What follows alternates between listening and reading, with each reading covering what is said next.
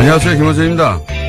영흥도 앞바다 낚싯배 전복사고 관련해 어제 자유한국당 최고위원회에서 사고 원인을 해경의 VTS, 즉 해상교통관제센터의 시스템 문제로 규정하고, 정부 여당은 그럼에도 해경의 VTS 예산을 삭감해 포주기 복지에 이용한다고 주장했습니다. 한마디로 국민 안전에 관한 예산은 삭감하고 복지 예산으로 포주기로 돌렸다는 지적입니다. 이 지적 두 가지 점에서 엉터리입니다. 우선 VTS 예산이 줄어든 것은 경인, 태안, 부산의 VTS 사업이 종료돼 자연적으로 줄어든 겁니다. 그리고 국민 안전 관련 예산 삭감을 지적하면서 정작 국민 안전에 지대한 영향을 미치는 경찰관과 119 특수구조대에 대한 충원은 반대한다는 겁니다. 특히 VTS 예산 삭감이 문제라고 해놓고 VTS 인력과 해경 상황실 충원을 반대하는 건 이게 뭡니까? 최소한의 앞뒤는 맞아야 찬반을 논하고 말고 하는 거죠. 좋겠습니다. 야당은 아무거나 막 반대만 하면 되니까. 부럽다. 김어준의 시샘이었습니다.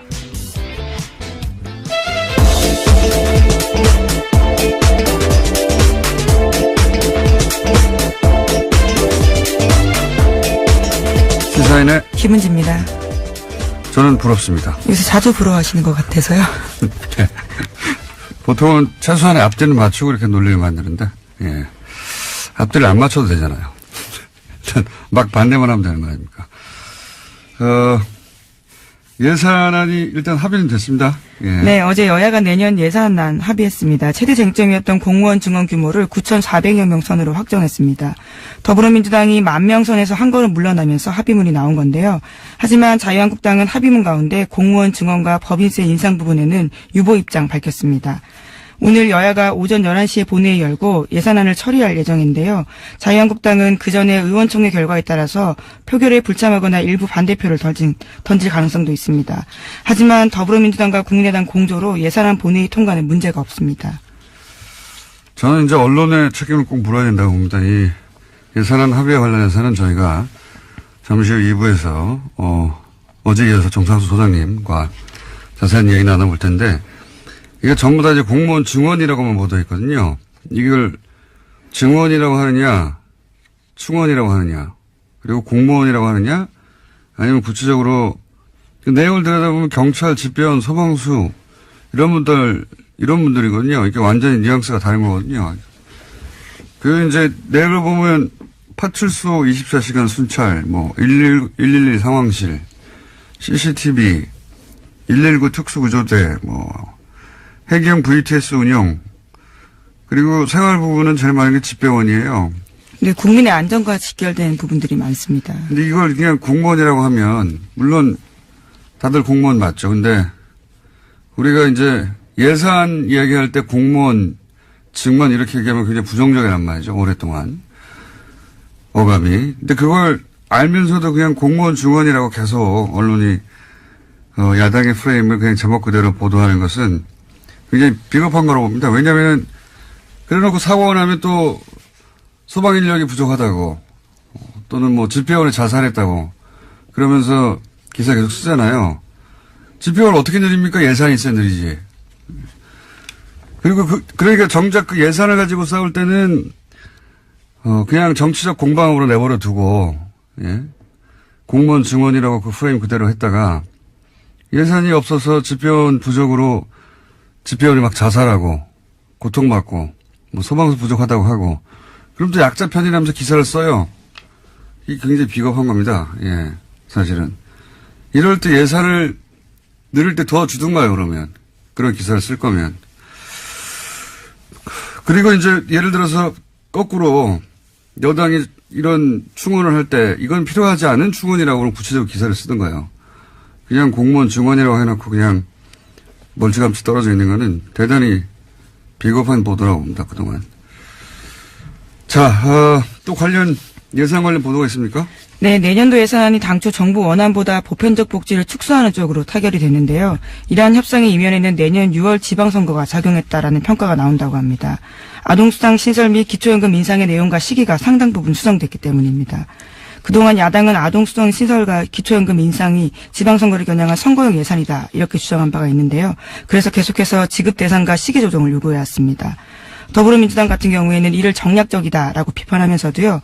예산안 통과를 위해서 결국 야당의 주장을 받아들였습니다. 그래서 시행 시기도 정부안보다 2개월 늦춰져서 내년 9월부터 실시됩니다. 한국일보죠.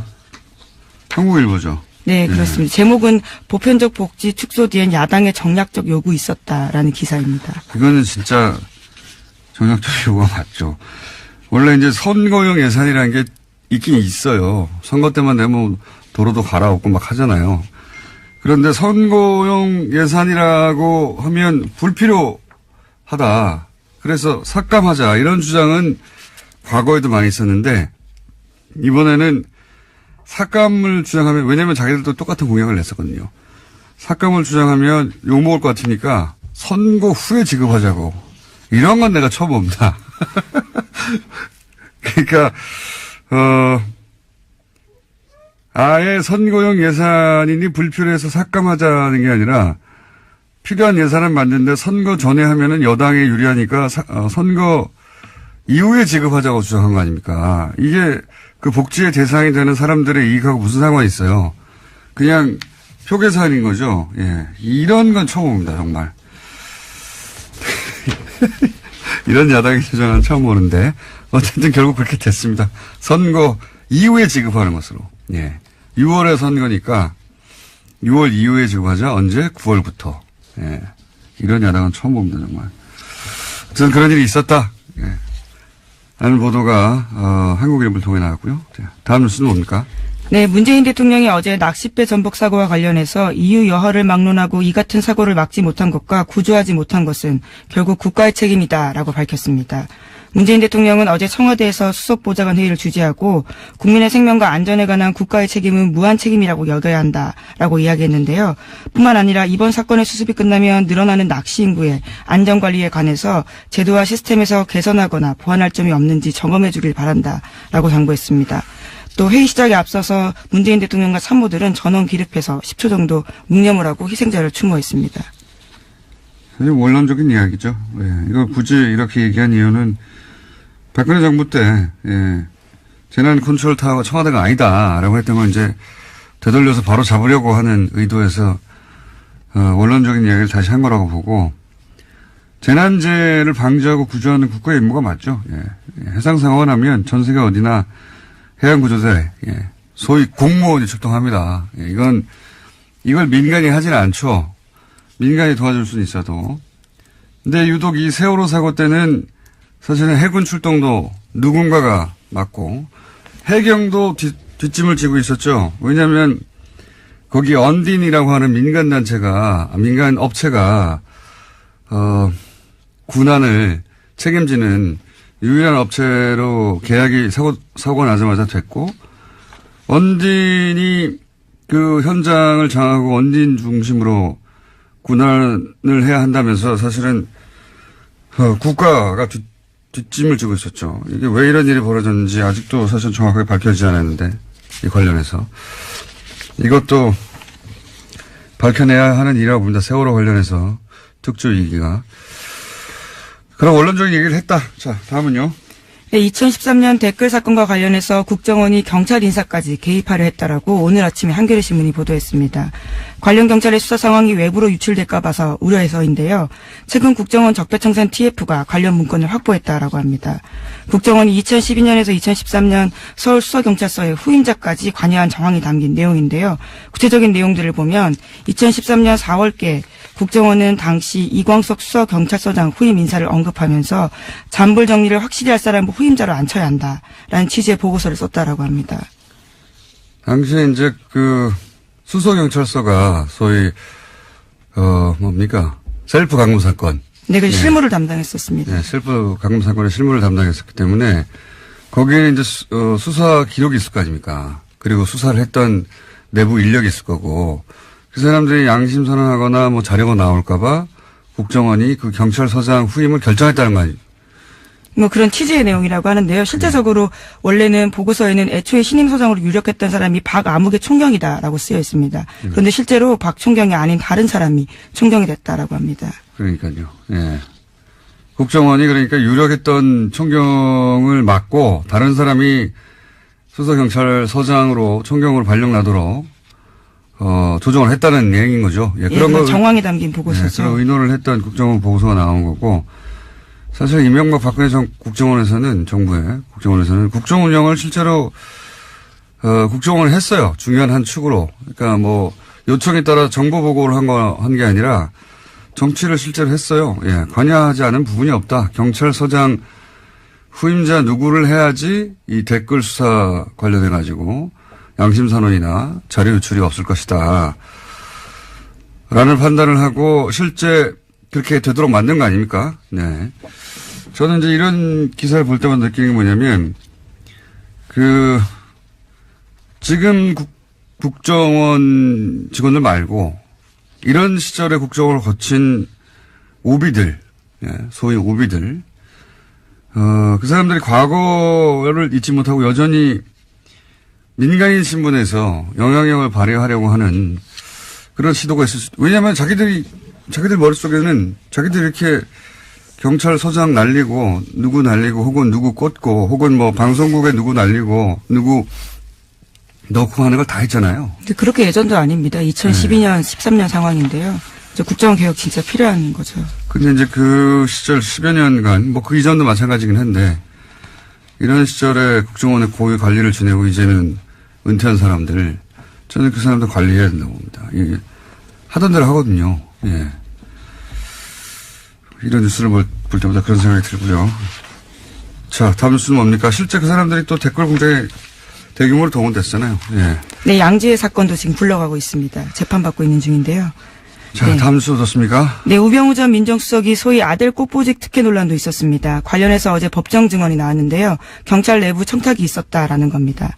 어제 증인으로 나온 사람은 백방준 전 특별감찰관보인데 증언에 따르면 당시 백모 서울경찰청 차장 부속실장이 누구로부터 우 전 수석의 아들을 운전병으로 추천받았냐라는 특감 쪽 질문에 대해서 청탁받은 게 맞다라고 이야기했다는 겁니다.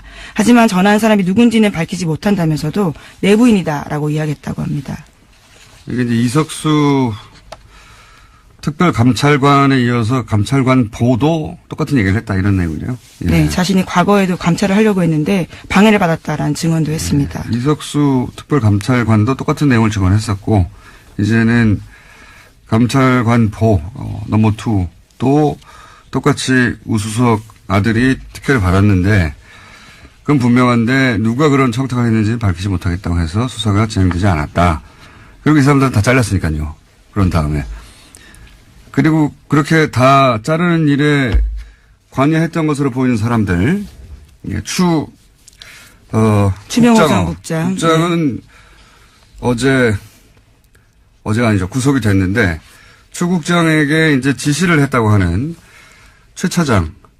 네, 최은수 전 차장 같은 경우에 왜 영장이 기각됐냐라면서 관련해서 굉장히 토로했다라는 거죠. 관련해서, 요 사건과 관련된 일입니다, 결국은. 예. 이 사람들이 왜 잘렸냐면은 이석수 감찰관 이런 사람들이 우병우 전 민정수석이 뭔가 비위가 있다라고, 예, 감찰을 하고 있는데 갑자기 국정원 쪽에서 거꾸로, 이석수 감찰관을 뒷조사를 해서. 네, 불법 사찰했죠. 날려버렸는데 그 건으로 이제 그 정보를 건네준 추명호 국장은 구속이 됐고 그런데 이제 그 지시를 한 우병우 수석의 30년 친구라고 하는 최 전 국정원 차장은 구속이 안 됐고, 예, 이 사안은 저희가 이정열 전 부장판사가 또 잠시 후에 이야기 나눠보겠습니다. 계속 얘기해야 돼요, 이런 사건은. 예, 한 번 얘기하고 끝나는 게 아니라. 자, 다음 뉴스는 뭡니까? 네, 검찰이 최근 김태효 전 청와대 대외전략기획관의 통화 내역을 조회하는 과정에서 수상한 내역을 포착했다라고 합니다. 지난 10월경부터 김 전 기획관이 이명박 정부 청와대 핵심 관계자들과 자주 통화를 했고요. 통화 시간도 평소보다 훨씬 늘었다라는 건데요. 당시는 연재욱 전 사이버사령관과 임관빈 전 국방부 정책실장 그리고 김관진 전 장관까지 검찰 조사 받을 때였습니다. 그렇겠죠, 뭐. 예.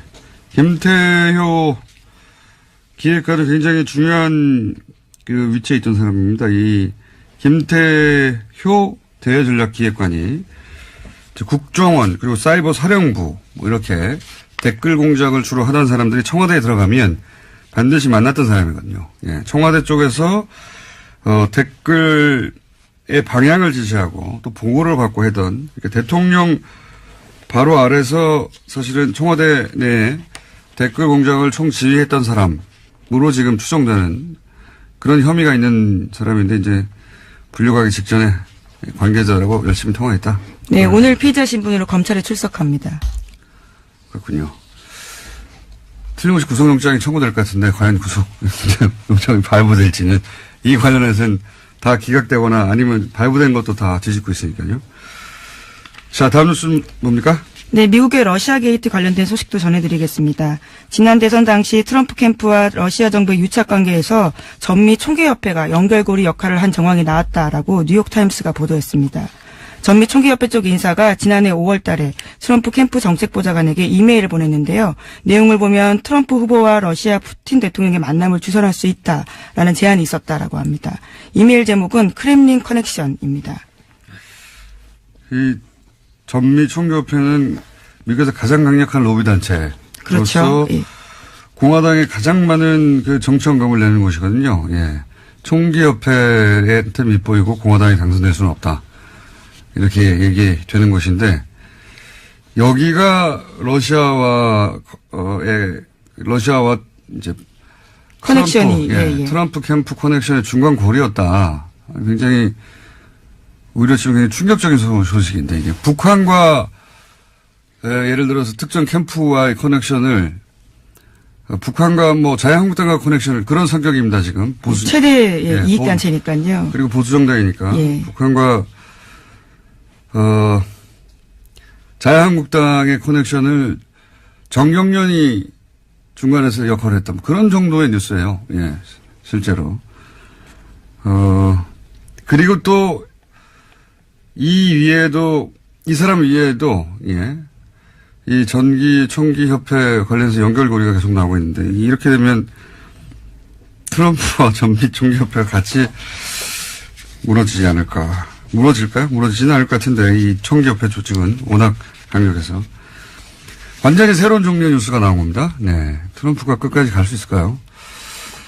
자, 이런 뉴스가 있었고요. 하나 정도 더 하고 끝낼 것 같습니다. 제목만. 네. 미국 정부가 팔레스타인의 강력한 반대에도 불구하고 예루살렘을 이스라엘의 수도로 공식 인정할 거라는 관측이 제기되고 있는데요. 이에 따라서 아랍의 긴장감이 고조되고 있습니다. 이 또한 뉴욕타임스 보도인데 지난 2일 현지 시각으로 지난 1일 보도입니다. 트럼프 대통령이 오는 6일쯤에 예루살렘을 이스라엘 수도로 인정할 거다라는 보도가 나왔습니다. 트럼프 사위가 유대인이거든요. 예. 그런 것도 영향을 미친 것 같고, 트럼프가 예전부터 이제 예루살렘에 대해서, 이스라엘에 대해서, 지나친 친이스라엘 정책을 얘기해 왔었는데, 이 예루살렘은 가보신 분은 아시겠지만, 이슬람의 성지기도 하고, 예, 개신교의 성지기도 하고, 예, 유대교, 아르메니아교 다 거기 있죠. 예. 게다가, 예루살렘의 동부, 거기가 이제 이슬람 성지고 하는 곳인데, 여기를 자기들 마음대로 병합을 했어요. 그러니까 요르단강 서안하고 그때 팔레스타인이 지배하고 있던 지역을. 그래놓고 여기를 수도로 한다고 이제 계속 주장하고 있는 거예요. 예, 실제로는 현재 수도가 아닌데 미국 정부는 이걸 인정 안 했거든요. 왜냐하면 그렇게 되면 영원히 거기 있는 팔레스타인하고는 소위 양국 모두 인정하는 정책이란 말이죠, 미국에서는. 예. 양국 체제를 인정하는, 물론 뭐, 이스라엘은 가둬놓고 있지만, 벽 안에. 가둬놓고 있긴 한데. 이렇게 되면 그 주변에 있는, 아랍 국가들이, 예. 인정할 수가 없죠. 병합을. 전쟁하자는 얘기죠. 거기에 자기들 성지도 있는데, 전쟁하자는 얘기인데, 그걸 이제 트럼프가 밀어붙이려고 한다. 그런 뉴스가 있다, 이건데, 정말로 이 지역에서 전쟁을 원하는 건지는 모르겠어요. 예. 트럼프는 대선 당시에도 관련된 공약을 한 바가 있습니다. 이 아랍 쪽에서 전쟁을 하고 무기를 팔아먹고 이런 계산하는 걸까요? 전쟁을 원하는 것 같다는 생각도 합니다. 네. 이 뉴스는 저희가 따로 한번 다뤄보겠습니다. 국제 시간에. 시사인의 김은지였습니다. 감사합니다. 자, 바로 이어서 미니 저희의 영장 해설 전담 판사 이정열 전 부장판사님 어제 이어서 연결됐습니다. 법무법인 동안의 변호사 아니고 사무장으로 계신 분입니다. 안녕하십니까? 예, 공장장님 자주 뵈니까 좋습니다. 아니 근데 이 사안은 다른 곳에서는 얘기를 안 해가지고요. 네, 저는 이 굉장히 중요한 일들이 지금 영장 실질 심사하고 구속 적부심 하는 곳에서 벌어지고 있다고 생각을 하는데 네. 다루지를 않아서 제가 계속 저라도 다뤄야 되겠다 싶어 다루고 있습니다. 이거 중요한 일들 아닙니까? 그렇습니다. 어제 끝날 때 공장장님께서 하셨던 마지막 말씀이 상당히 깊이 인상이 남았어요. 엉망진창이 돼 있다고. 예. 그 얘기부터 잠깐만 정리해 볼까요? 그러니까 네네. 인천지법의 김동진 부장판사가 네. 내가 19년째 법원에 있었지만 이런 구속 적부심 심사는 처음 본다라고 말씀하셨어요. 그러면서 네. 어제 이제 판사님이 이정일 판사님이 말씀하신 거는 서울중앙지검의 이제 영장 실질 심사하고 구속 적부심 심사를 보면서 그 기준에 영향을 받아서 지방에서 그 기준에 따라서 이제 법 집행을 하는데 지금 엉망진창이 돼가지고 뭘 보고 어떻게 하란 말이냐. 예. 이런 상황이 된 것 같다라고 어제 정리를 했습니다. 요거 좀 정리해 주시면요, 다시.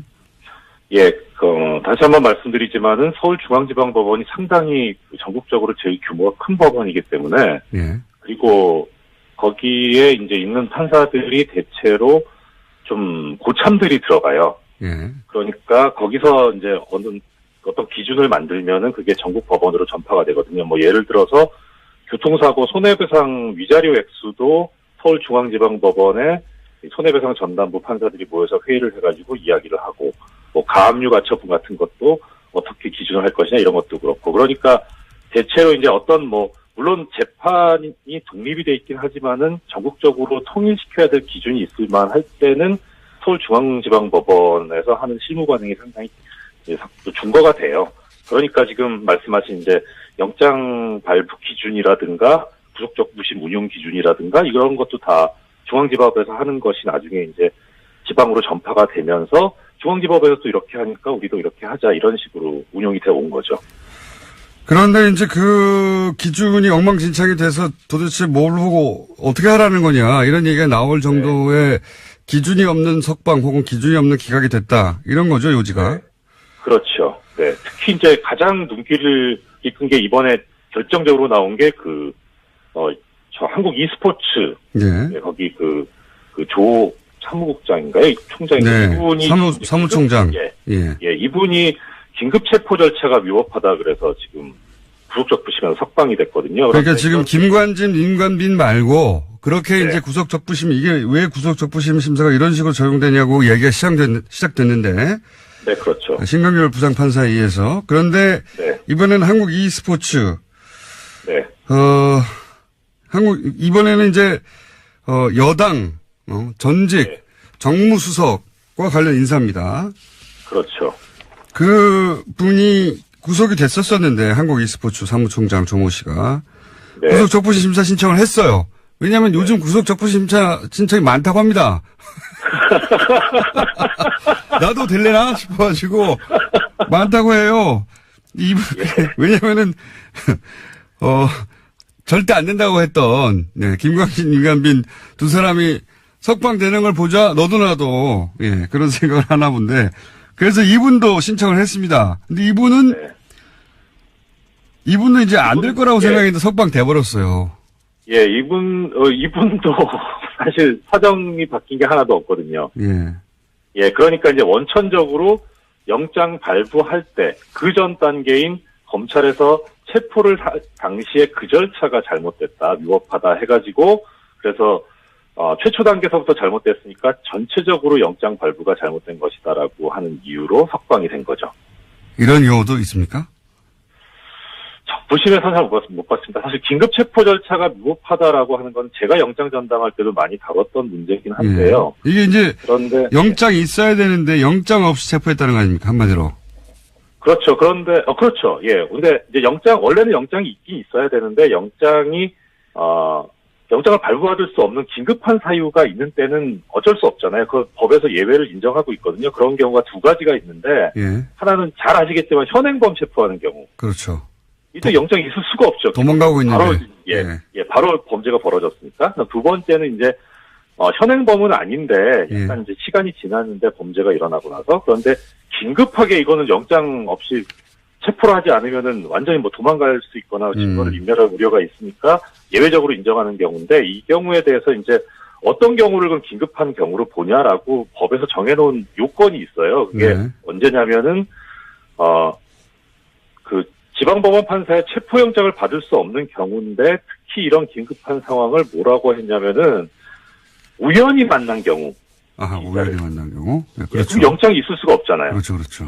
예, 그런데 도망갈 것 같고. 이런 경우에 긴급하게 할 수 있다는 거예요. 그리고 모든 범죄가 그렇게 된다는 것도 아니고, 예, 법정형이 가장 높은 게 뭐 사형, 무기, 3년, 장기 3년 이상. 이런 경우에 이제 할 수 있다는 거죠. 그러니까 요건이 상당히 엄격해요. 영장주의의 예외니까. 형이 아주 중한 피의자인데 우연히 만났거나 그렇죠. 지금 놔주면 도망가거나 증거인멸을 할 것 같거나. 예. 그럼 수사기관이 어느 정도 재량권이 있습니까? 그러니까 여기에 대해서 사실 법상으로 보면 재량권이 전혀 없어요. 법에 그냥 우연히 발견한 경우 이런 식으로 돼 있거든요. 예. 근데 이렇게 되면은 우연히 발견한 경우라는 게 사실 그렇게 지극히 드문 경우이기 때문에 이걸 그대로 법대로 적용을 하면 이게 법이 있으나마나한 이런 조항이 그렇죠. 돼버리니까 예.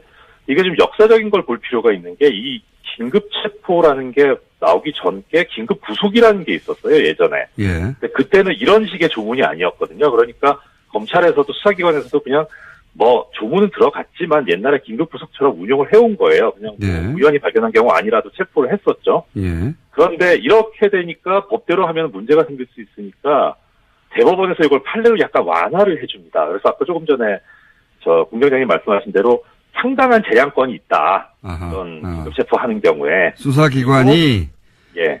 그 현장에서 판단해서 재량권 할 수 있는데 그게 상당한 재량권이 있다고 봐준 거군요. 그렇죠.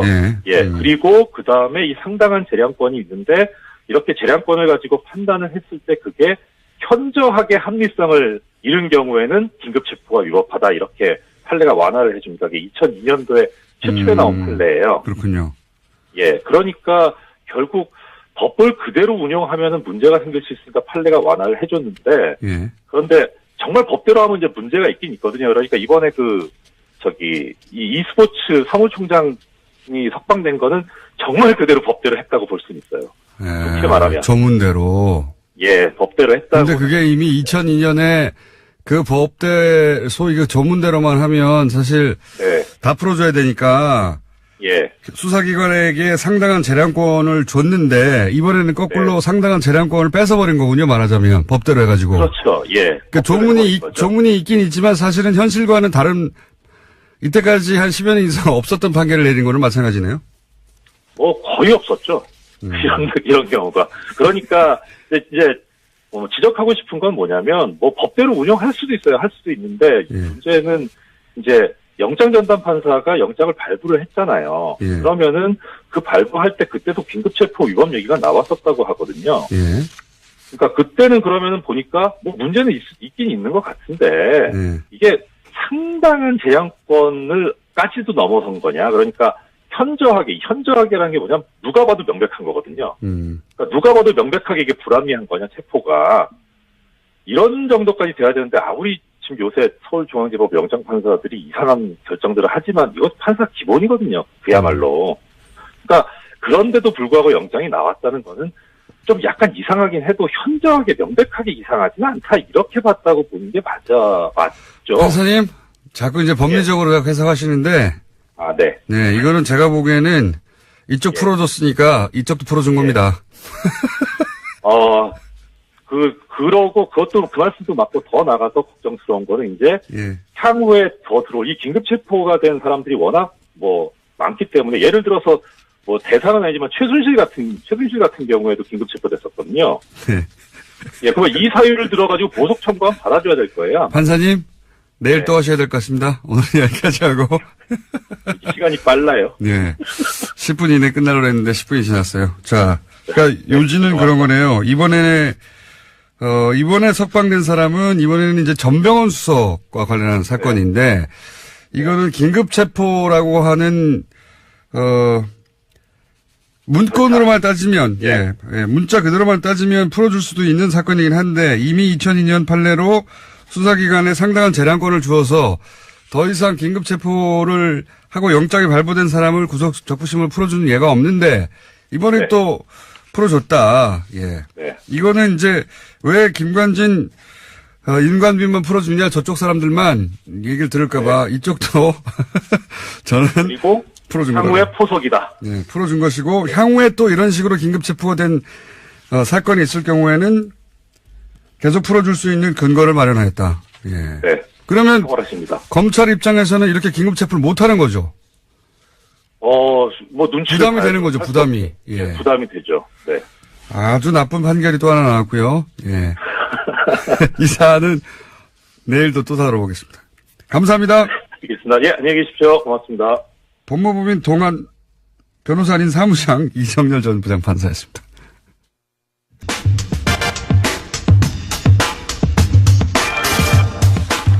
자, 20년간 예산만 파신, 예. 숫자를 보면 흥분하시는 분, 나라살림연구소의 정창수 소장님, 간만에 스튜디오에 나오셨습니다. 안녕하십니까? 네, 안녕하십니까? 예. 최순실 숨은 예산을 찾아내신 혁혁한 공을 세우고 특검에 가서 강의도 하신 분입니다. 최순실 예산이 어디 숨어 있나. 네. 그렇게 할 수 있었던 이유는 뭐냐면 20년간 아무도 안 시켰는데, 예, 예산 숫자를 들여다보고 다 수천 페이지를 분석해 왔었던 분이라 그걸 할 수 있었는데 오늘은 어제 합의된 예산안 아직 전부 다 보지는 못하셨죠? 예, 그리고 아직 남아 있습니다. 일부 예를 들면 혁신읍면동이라든가 이런 거는 네. 소속위에서 지금 오늘 오전에 아직도. 했습니다. 네. 네. 큰 틀에서 소위 잠정 합의인데 이제 잠정 합의가 국민의당과 민주당이 잠정 합의가 돼서 의석수가 확보됐기 때문에 자유한국당은 계속 반대하지만 이대로 된다고 봐야 되죠, 거의. 잠정 합의된 거의 부분은. 됐다고 봐야죠. 예. 근데 이제 어제 까지 최대 쟁점, 언론에서도 계속 보도한 게 공무원 증원, 예, 이라고 했던, 원래는 저는 이거는 이제 충원이라고 보는데, 왜냐하면 그 내용을 보면 누구나 이제 납득할 만한 내용들이거든요. 예, 그게 경찰, 소방서 또 누가 있죠? 사회복지사, 집배원, 네. 예, 해경, 119 구조대. 네, 거의 전원입니다. 예. 그러니까 이런 사람들이에요, 다. 그리고 공무원 증원이라고 하면 안 되고 제가 보기에는 구체적으로 소방서, 경찰, 해경, 사회복지사, 집배원, 충원 이렇게 말해야 되거든요. 네, 맞습니다. 그렇게 말하면은 아무도 반대할 수가 없어요. 네. 근데 이걸 줄였습니다, 일단. 예. 퉁쳐서 공무원이라고 해버리니까. 예. 이건 언론이 잘못한 거라고 봅니다. 구체적으로 누군지 말해줘야 되는데 계속 공무원 증원이라고 하는 굉장히 부정적 프레임을 갖다 쓴 거거든요. 네. 직무유기예요, 언론에. 어쨌든. 그렇게 쓴 사람들은 이제 앞으로 집배원 어쩌고저쩌고 쓰면 안 됩니다. 예산을 확보해줘야 그 사람을 늘리죠. 자, 그렇게 해서 얼마로 줄었습니까? 그래서 2,700명 줄었는데요. 네. 이게 이제 당장 1월부터 근무하시는 게 아니기 때문에 그리고 이제 채용 과정이 걸릴 거 아닙니까? 네. 그러면 연간 한 2천만 원 치더라도 네. 540억입니다. 그러니까 우리나라 예산이 428조니까 10,000분의 1 정도 된다고 보면 되죠. 그러니까 이게 액수가 문제가 아니었던 거죠. 네. 액수가 문제였던 게 아니라 공무원 증원이라고 하는, 그리고 공약 이러니까요. 네. 공무원 증원이라고 하는 그 부정적 프레임을 내걸 수 있다 보니까 계속 여기 매달렸던 것 같아요. 오늘도 조선일보 일면 보니까 큰 정보로 가는 뭐 이런 식으로 얘기 표현을 하더라고요. 예. 그런 프레임을 걸기에 딱 좋은 게 그렇죠. 공무원 숫자죠. 공무원 증원, 복지 퍼주기, 큰 정부, 그래서 그리스 항상 나오지 않습니까? 맨 뒤에. 슈퍼 예산 뭐 이런 같이 예. 하는. 그렇게 프레임을 잡고 이 정부가 이제 공무원을 늘리고 복지를 늘려가지고 그리스가 망한 것처럼 계속 복지 과다로 가려고 한다. 이게 이제 계속해서 주입하려고 하는 프레임인데 거기에 요 공무원 증원이라는 걸 집어넣어가지고 네. 실제로는 꼭 필요한 인력인데 계속 돈이 많아서가 아니라 반대해왔던 거다. 그렇게 보시죠. 네. 왜냐면 액수가 너무 적어요. 실제. 그렇죠. 그리고 지금 사실 뭐 안에 복잡한 문제도 많은데요. 인건비도 그렇게 증가한 게 없습니다. 인건비도 전체 예산의 8%대로 계속 유지를 합니다. 네. 그러니까 이게 굉장히 좀 안타까워요. 이게 계속 왜 공무원 증언이라고 언론이 받아주는지 조금만 따져보면 여기서 누가 반대하겠어요? 사실 집배원 너무 열악하다. 소방수 너무 부족하다. 해경 장비 부족하다. 뭐 CCTV 인력 부족하다. 특수구조대 부족하다. 이 얘기 언론의 단골 메뉴거든요. 그러니까 정확한 워딩은 민생 공무원 충원 이게 딱 맞는 것 같습니다. 그러니까요. 예. 그 사람들 늘리자고 하는 예산을 막으면 막지 못하겠었어야죠. 언론이. 다른 건 몰라도 이거는. 진짜 나쁜 비겁한 언론의 보도 행태였다고 봅니다. 이 공무원 중원이라고 하는 프레임을 그대로 받아준 거는. 어쨌든 그래서 줄었습니다. 예. 줄었고. 그런데 아직 다 못 보셨다고 했는데 합의안 중에 오늘 아침에 꼼수를 발견하셨다고요. 네네. 어떤 꼼수를 발견하셨습니까? 그 합의안 중에 이제 아동수당이 있는데, 예. 아동수당이 원래 이 전체 아동들한테 예. 10만 원씩 주는 거 아닙니까? 이게 이제 소위 이제 지방선거 이후에 하라고. 네. 예. 우리는 거기에 주목해가지고, 예. 그래서 저는 말을 만들었는데요. 선심 정치가 아니라 악심 정치다. 퍼주기가 아니라 이제 퍼내기인 것. 그래서 이거를 이런 건 처음 봤어요, 정말. 저는 선심공개하게 못하게 하는 건 봤어도, 그거 반대하면 욕먹으니까 하긴 하는데 선거 이후에 해. 이거 처음 봤어요. 그러니까 민주당이 야당일 때는 정부가 하는 거에서 플러스 해가지고 하는 게 주로 많았는데, 또 마이너스가 됐습니다. 예. 그래서 합의문을 자세히 유심히 아침에 오면서 보니까 예. 뭐가 있냐면, 일단 시기만 늦춘 게 아니에요. 시기만 늦춘 게 아니고, 예. 2인 가족이라는 말이 들어가 있는 거예요. 예. 그러면 이게 무슨 말이냐면, 둘째부터 준다는 거거든요. 둘째? 예. 그러니까, 그래서 반토막이 됐어요. 그러니까 1조 1000억 주려고 했던 게 5,100억으로 줄었습니다. 이거를 방심하는 사이에. 네. 원래는 1인이었어요, 1인. 예. 그러니까 첫 아이. 예, 첫 아이. 부터 모든 아이지, 모든 아이. 그렇죠. 모든 아이죠. 모든 아이에서 지급하던 것을 아이가 둘이 돼야지 지급하는 것으로. 그리고 이제 물론 저희는 거의 뭐만 봤냐면 100%를 90%로 줄이는 거 예. 그것만 봐가지고 예. 왜 이렇게 보편복지를 반대하느냐 그랬는데 실제로는 2인 가구란 말에 더 핵심이 있었던 거를 우리가 이제 90% 줄은 게 아니라 절반으로 줄은 거다. 오늘 제가 아침에 몇몇 언론을 봤는데 딱 한 언론 정도 빼놓고는 그거를 본 곳이 없더라고요.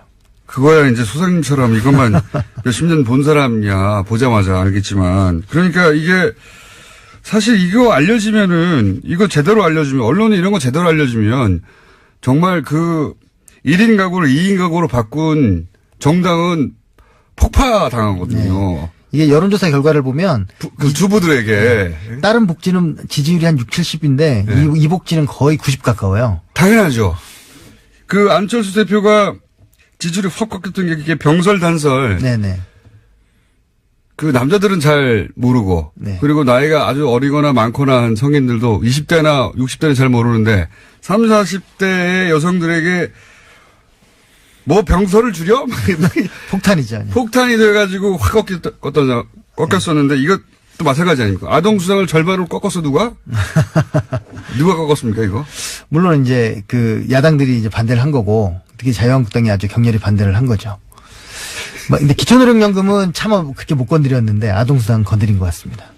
네. 부모님들의 지지층인 이제 노년층의 노년수당은 못 건드렸고 아동수당은 절반으로 줄었답니다. 5천억이 줄었답니다. 요게 숨어있는 1인치였군요. 예, 예. 둘 이상 있는 집이 반밖에 안 된다는 거죠. 아하. 저출산의 문제입니다. 이것 이제 처음에는 이제 시기를 뒤로 연기하는 것만 생각했더니 그걸 절반으로 줄였습니다. 아마 전략이 넘어간 것 같아요. 90% 그거에 싸우느라고 2인 가족이 얼마나 무서운 말이라는 걸 모르는 것 같습니다. 아하. 그렇구나. 그런 일이 벌어졌고요. 또 뭐가 있습니까? 숨어있는 것들. 네, 그리고. 숨어있는 것들 많겠죠. 네, 맞죠. 법인세 같은 경우에 좀 이제, 예. 좀 어떻게 보면 줄이느라고 줄였는데, 예. 사실은 그렇게 많이 줄이지 못해 3천억 정도 줄였습니다. 예. 대기업들 3천억 부담을 덜어준 셈인데, 자유한국당이 요만큼 해낸 거군요. 예. 예. 그래도 의미가 있는 것은 88년 이후에 처음으로 법인세가 인상됐다는 거예요. 처음으로. 예. 예. MB 때 워낙 많이 깎았으니까요. 예, 거의 한 2조 6천억 요 정도를 깎은 거죠. 예. 근데 그걸 이제 거의 돌린 거죠, 이제. 거의 90%. 이명박 전 대통령이 이렇게 많이 깎아주고. 그러니까 매년 2조 때니까 그러니까요. 9년이면 10년이면 20조를 깎아준 거죠. 아니, 이명박 전 대통령 때 한 번 확 끌어내렸지 않습니까? 예, 예. 그때 한 2조 정도 덜, 그러니까 2조를 재벌들이 세이브하게 해준 거잖아요. 예, 세이브하게 해주고. 예. 그냥 있었을까요? 뭐 사람들이 세상 공짜는 없죠. 계산이 분명한 분인데, 네. 그런 일이 있었다고 하고. 법인세는, 자유한국당이 끌어내리긴 했는데, 다시, 3천억 정도. 네. 원래는 5천억 정도였습니까? 그러니까 이제 뭐 계산을 이제 잘 못한 것 같기도 한데 여하튼 그 3천억 원 이상에서 2천억 원 이상을 정부가 주장했고 예. 3천억 이상으로 이제 바꾼 거거든요. 예. 그래 봐야 그 세금이 줄어든 건 3천억 정도 됩니다. 알겠습니다. 그리고 2018년 예산안 성격 규정을 하면 어떻습니까? 전체적으로 디테일은 저희가 좀 더 계속해서 전화 연결도 하고 계속 다뤄가겠습니다. 이 사안은. 두 가지인데요. 확정이 안 됐으니까, 예. 그러니까 세 가지인데요. 예. 복지 예산을 늘리고 그리고 재정 건전성을 지키는 두 마리 토끼를 잡으려고 했던 짠돌 예산이다. 아, 그래요? 예. 좀 해설해 주십시오. 그러니까 복지 예산을 늘리긴 늘렸죠. 늘리긴 늘렸는데. 근데 이제 대규모로 늘린 건 아니고 예. 방향을 전환한 겁니다. 예. 그래서 이런 지금 아동수당이라든가 기초노령연금 증가라든가 예. 뭐 최저임금 보장 이런 것들을 넣었기 때문에 예.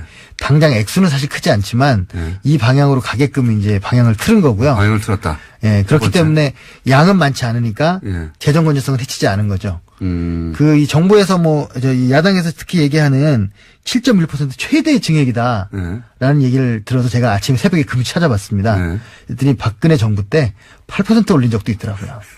추경까지 포함해서 7.1도 한 번 더 있고. 이분한테 걸리면 다 숫자가 박살이 나기 때문에 함부로 말하면 안 돼요. 그러니까 최대라고 얘기할 수 없는 거죠. 네. 차라리 박근혜 정부 이후 최대라고 해야겠죠. 그렇군요. 그러니까 이게 예를 들어 정의당 같은 곳에서는 예산이 좀 부족하다. 네네. 라고 할 것이고, 근데 중요한 것은 방향을 틀었다는 거다. 네. 복제 방향으로. 그러면서도 재정 건전성을 지켰다는 게 또 의미가 있습니다. 또 어떤 의미가 있습니까? 이게 보시기에 이제 가장 큰 의미라는 거죠. 숫자 자체를 볼 때. 예, 그렇죠. 왜냐하면 복지를 늘리고서도 재정 건전성 지켰다는 건 보통 쉬운 일은 아니거든요. 그렇군요. 내년에 지출도 늘렸지만 수입을 더 늘렸습니다. 그래서 8조 정도 늘려가지고 예. 예, 그런 지금 긍정적인 지금 상황이 됐습니다. 그러면은 이제 첫 번째 해는 이렇고, 다음에는 더 이쪽 방향으로 가겠다. 네네. 이런 신호탄일 수도 있겠네요. 그래서 사실은 요번에 야당이 많이 막았지만 예. 그래도 효과가 크게 크지 않은 것은 뭐냐면 방향을 트는 거의 핵심이 뭐냐면 법을 바꾸는 겁니다. 예. 아동수당도 법이 있어야지 되는 거고. 예. 기초노령령도 법을 바꿔야 되고. 예. 최저임금도 법을 바꿔야 되거든요. 예. 법은 생기는 거죠. 예. 그러면 이제 방향이 바꿔지는 겁니다. 아하. 전문가로부터 해설을 드리니까 잘 이해가 갑니다.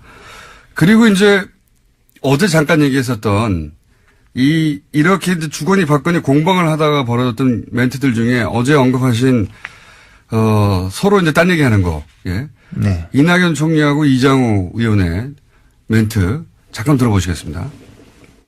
현재 공무원들이 놀고 먹는 공무원이 너무 많다.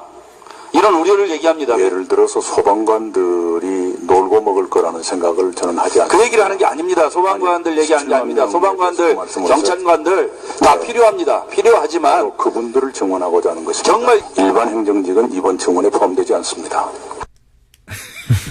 똑같은 얘기가 반복이에요. 예. 제 얘기가 뒤에서 계속 나옵니다. 이쪽에서는 아니 경찰관 소방원이라니까 이쪽에서 아니 그 사람들 늘리지 말자는 얘기가 아니라 공무원 늘리지 말자. 공무원 늘리지 말자는 얘기인데 아니 그 사람들이라니까요. 공무원 늘리지 말라니까 얘기 계속 반복해서 아마 그분들이 몰라서 그런 게 아니라 그냥 그렇게 하면 사람들이 판단력이 좀 작거나 아니면 정보가 제한되는 분들은 예. 그렇게 이해할 것 공무원 같아요. 늘리려고 하는 거구나. 예. 이렇게 몰라서 하는 얘기 아니죠. 소장님 오늘은 여기까지만 해야 될 것 같고요. 저희가 이게 확정이 될 때까지 계속 조금씩 다루겠습니다. 네. 감사합니다. 정창수 소장님이었습니다.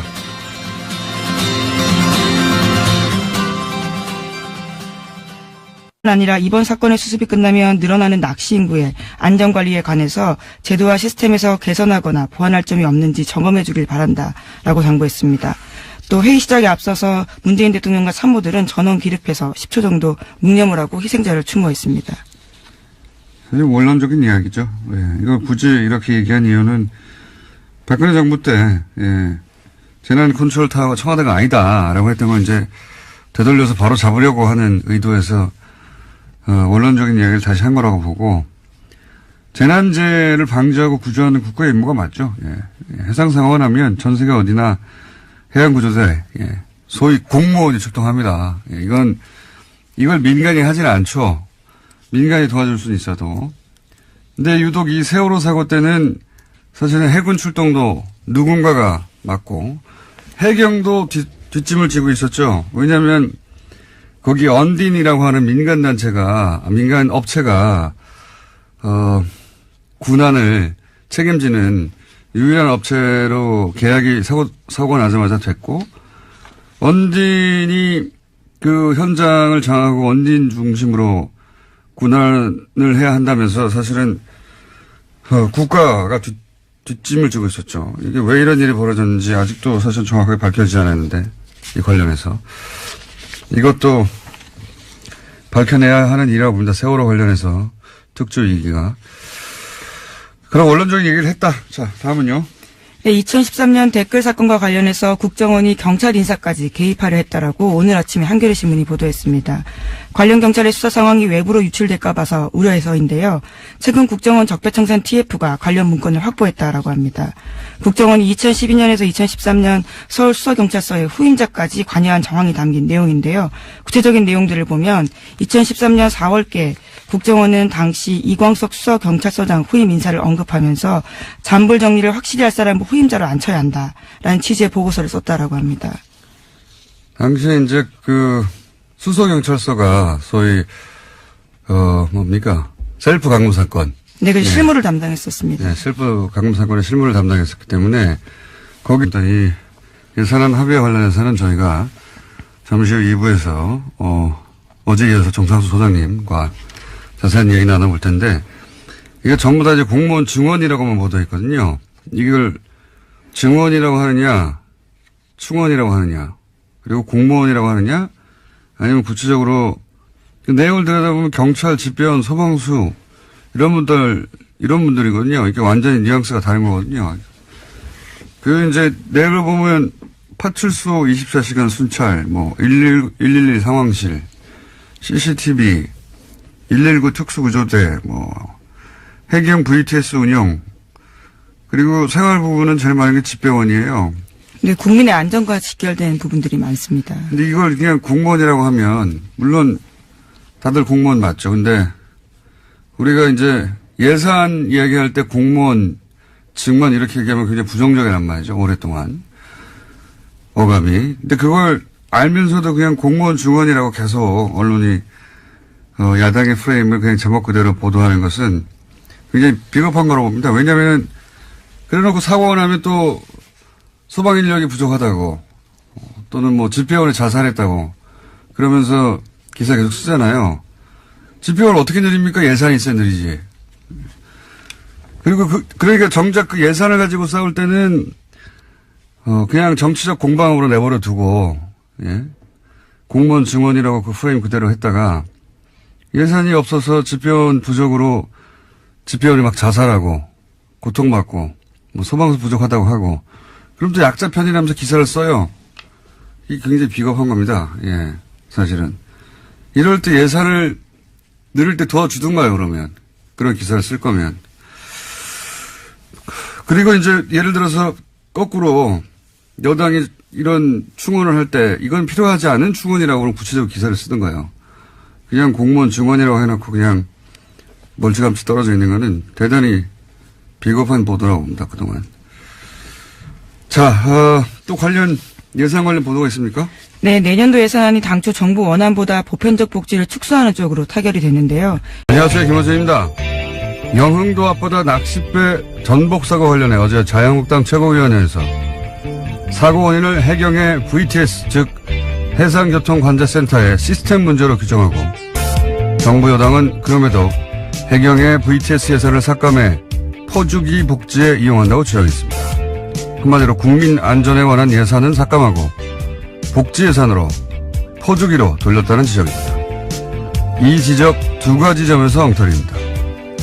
우선 VTS 예산이 줄어든 것은 경인, 태안, 부산의 VTS 사업이 종료돼 자연적으로 줄어든 겁니다.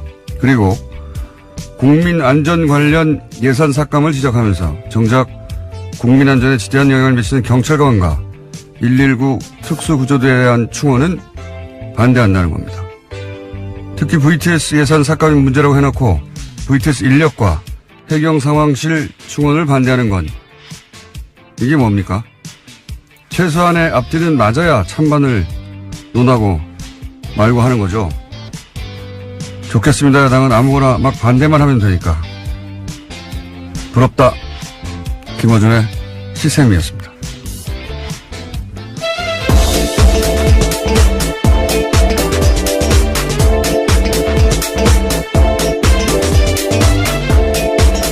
시사인의 김은지입니다. 저는 부럽습니다. 요새 자주 부러워하시는 것 같아서요. 네. 보통은 최소한의 앞뒤를 맞추고 이렇게 논리를 만드는데, 예. 앞뒤를 안 맞춰도 되잖아요. 일단 막 반대만 하면 되는 거 아닙니까? 예산안이 일단 합의는 됐습니다. 예. 네, 어제 여야가 내년 예산안 합의했습니다. 최대 쟁점이었던 공무원 증원 규모를 9,400여 명 선으로 확정했습니다. 더불어민주당이 10,000명 선에서 한 걸음 물러나면서 합의문이 나온 건데요. 하지만 자유한국당은 합의문 가운데 공무원 증원과 법인세 인상 부분에는 유보 입장 밝혔습니다. 오늘 여야가 오전 11시에 본회의 열고 예산안을 처리할 예정인데요. 자유한국당은 그전에 의원총회 결과에 따라서 표결에 불참하거나 일부 반대표를 던질 가능성도 있습니다. 하지만 더불어민주당과 국민의당 공조로 예산안 본회의 통과는 문제가 없습니다. 저는 이제 언론의 책임을 꼭 물어야 된다고. 이게 이제 수사 기록이 있을 거 아닙니까? 그리고 수사를 했던 내부 인력이 있을 거고, 그 사람들이 양심 선언하거나 뭐 자료가 나올까봐 국정원이 그 경찰서장 후임을 결정했다는 거 아니에요?